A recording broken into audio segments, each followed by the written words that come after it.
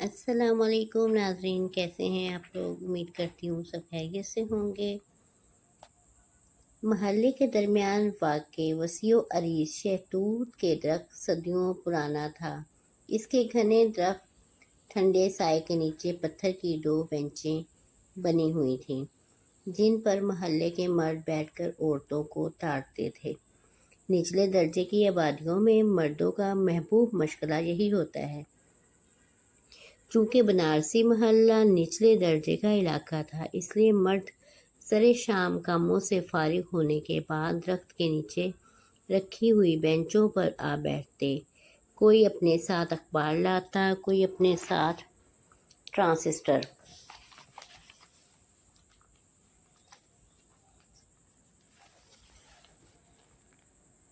اخبار میں فلمی صفحے پر بحث ہوتی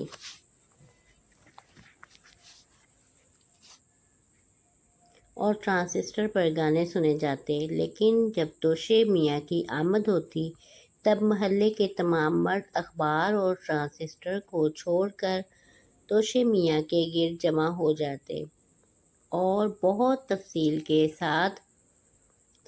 کے ساتھ گزیب سے گزرتی ہوئی عورتوں، کپڑوں، جوتوں، چہروں پر کیے گئے میک اپ پر روشنی ڈالتے۔ چونکہ محلے کے مرد خراب تھے، اس لیے عورتوں کو بھی اپنے شوہروں کے علاوہ مردوں میں دلچسپی تھی اور توشے میاں اس زیادہ معشوقوں کے متعلق بخوبی علم تھا۔ تاہم وہ خود بھی اپنی بیوی مہجبین کے ہوتے ہوئے شادی شدہ ثریا بطول کے عشق میں گرفتار تھے۔ جب بھی ثریا شہتوت کے درخت کے نیچے سے گزرتی تو ٹھنڈی آہیں بھر کر رہ جاتے۔ اس کی بیوی مہجبین خوبصورتی کے لحاظ سے ثریا کے ہم پلہ تھی، لیکن توشے خان کے گھر کی مرغی دال برابر کے مترادف۔ وہ مرغی کی مانند کڑکڑاتی ہوئی صحن میں پھرتی رہتی، اور مرغی بھی ایسی جو مرے ہوئے بچے جنم دیتی ہے۔ کیس کے دوران اچھی خاصی رقم لگ جاتی۔ تب توشے میاں نے تنگ آ کر ثریا اچھی لگنے لگی، کیونکہ اس کی اولاد ہی نہیں تھی۔ اس کا قدرتی آپریشن ہوا تھا۔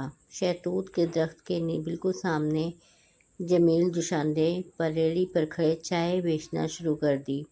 چونکہ اس کی چائے جوشاندے کی طرح تھی، اس لیے توشے خان نے اس کا نام جمیل جوشاندہ رکھ دیا۔ اب محلے کے تمام مرد اس کی بدمزہ چائے پیتے اور آوارہ نگاہوں کے قریب سے گزرتی عورتوں کا تفصیلی جائزہ لیتے۔ اس دن بھی یہی شغل چل رہا تھا۔ سپاہی اللہ دتہ کی کم عمر بیوی ان کے سامنے سے گزری۔ اس نے سفید کرتا، سفید شلوار پہن رکھی تھی۔ توشے میاں کی تنقیدی نظروں نے اس کا سراپا کا جائزہ لیا تو بے اختیار اس کی ہنسی نکل گئی۔ تمام مردوں نے حیرت بھری نگاہوں سے اس کی جانب دیکھا۔ وہ ہنسی پر قابو پاتے ہوئے بولا، اگر میں نے کسی کو چند دن پہلے اس کے متعلق بتایا تھا، جنگل کی مورنی کی طرح یہ خوبصورت ہے، اتنے میں اس کے پاؤں کالے ہیں اور گندے ہیں، چونکہ موم کی طرح یہ پاؤں پر میک اپ نہیں کر سکتی، اس لیے اس کی جرابوں کا استعمال کرنا پڑتا ہے۔ تمام مردوں نے سپاہی اللہ دتہ کی بیوی کی جانب دیکھا اور واقعی اسپنج والی جوتی کے ساتھ سیاہ رنگ کی جرابیں پہنی ہوئی تھی اور یوں لگتا تھا جیسے اس نے اپنے شوہر کے شوز پہنے ہوئے ہیں۔ وہ بے اختیار ہنس پڑے۔ توشے خان سنجیدہ لہجے میں بولے، پہننے اوڑھنے کا ڈھنگ محلے کی چند عورتوں کو آتا ہے، جن میں ثریا سر فہرست ہے۔ محلے والوں کو معلوم تھا کہ توشے خان کو ثریا بہت پسند ہے، اس لیے وہ زیادہ تر اسی سے بات چیت کرتے تھے۔ توشے میاں فدائی لہجے میں بولے، اپنا تو ایک ہی نعرہ ہے، باپ بڑا نہ بھیا، سب سے بڑی ثریا۔ تمام لوگ کھلکھلا کر ہنس پڑے۔ ایک مرد تجزیہ بولا، اگر وہ آپ کو اتنی پسند ہے تو اس سے شادی کیوں نہیں کر لیتے؟ توشے میاں نے ٹھنڈی سانسیں لیتے ہوئے بولا، اگر اس کا شوہر اس کو چھوڑ دے تو میں اس سے شادی کر لوں گا، لیکن وہ اسے کیوں چھوڑے گا؟ وہ تو مجھ سے بھی زیادہ ٹوٹ کے محبت کرتا ہے، لیکن میں نے بھی قسم کھا رکھی ہے، میں دوسری شادی ثریا کے ساتھ ہی کروں گا۔ چاہے اس کے لیے مجھے طلاق ہی نہ کیوں نہ دلوانی پڑے۔ شہتوت کے درخت کے نیچے بیٹھے تمام مرد اس موضوع پر بات کرنے کے دوران بوریت محسوس کرنے لگے تھے، اس لیے ان میں سے ایک نے موضوع بدلتے ہوئے کہا،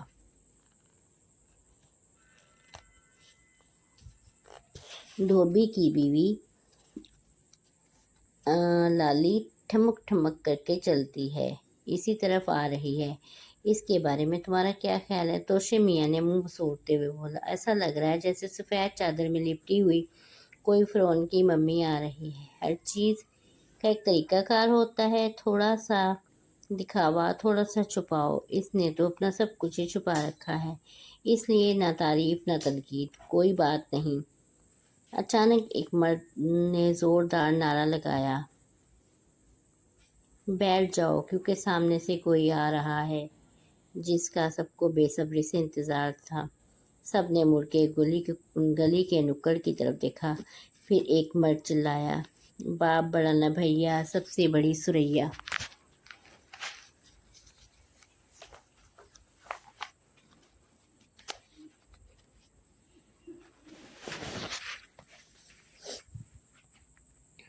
گلی کے کونے سے توشے میاں کی شادی شدہ محبوبہ زبردست انٹری دے رہی تھی اور بنارسی محلے میں نہیں رہتی تھی، وہ 2 گلیاں آگے نالے والی گلی سے آتی تھی، کم و بیش روزانہ ہی آتی تھی۔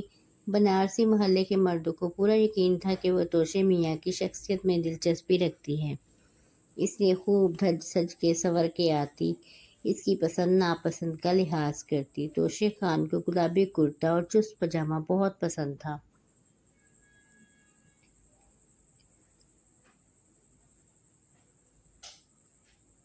اس نے یہی لباس تن زیب تن کیا ہوا تھا اور توشے میاں نے اونچی آواز میں بتایا کہ انہیں پراندے کے بجائے کھلے بال پسند ہیں۔ تب اس نے بال کھولنا شروع کر دیے۔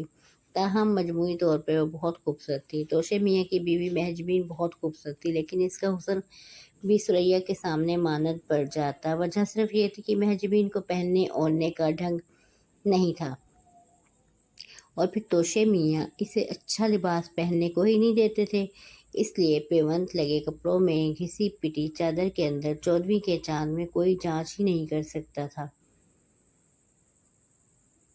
اس کے باوجود اس نیک مرد سریا کی جانب دیکھتے ہوئے بولا، توشے میاں، آپ ہر عورت کی تنقیدی نظروں سے دیکھنے کے بعد اس کے متعلق جو تفصیلی تبصرہ کرتے ہیں، معاف کیجیے گا، آپ کی بیوی کے متعلق بھی تو لوگ اسی طرح بات چیت کرتے ہوں گے، اسی کو مکافات عمل کہتے ہیں۔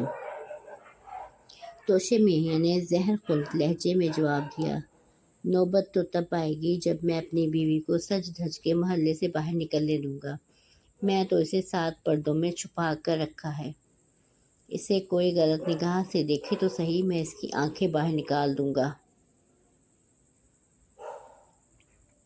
اسی اثنا میں سریا قریب آ گئی اور قریب سے گزرتے ہوئے اس نے سرسری طور پر توشے کی جانب دیکھا۔ وہ کچے دھاگے کی مانند اپنی جگہ سے اٹھ کر اس کے محلے کی مخالف جانب چل پڑا۔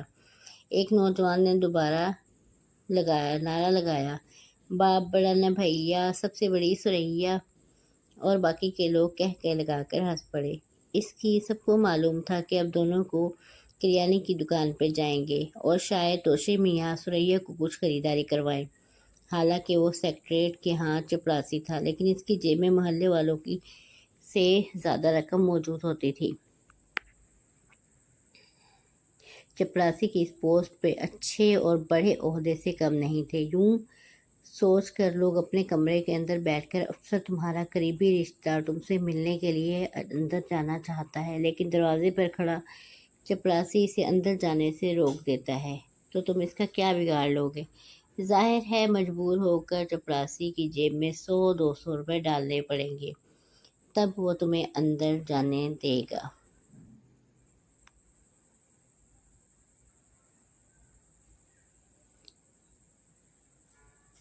تو تم اس کا کیا بگاڑ لوگے؟ ظاہر ہے تم مجبور ہو کر اس چپڑاسی تب بھی تمہیں اندر جانے دے گا۔ اگر دن میں اس طرح کے 300 کے کئی کیس ہتھے چڑھ جائیں تو اگر 600 روپے کی اس رقم کو 30 سے حساب کر کے شمار کرو تو 18,000 روپے بنتے ہیں۔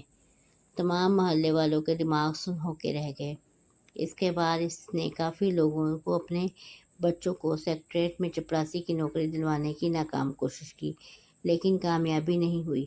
وہاں چپراسی لگنے کے لیے اچھی خاصی رقم درکار تھی، جو ان میں سے کسی کے پاس موجود نہیں تھی۔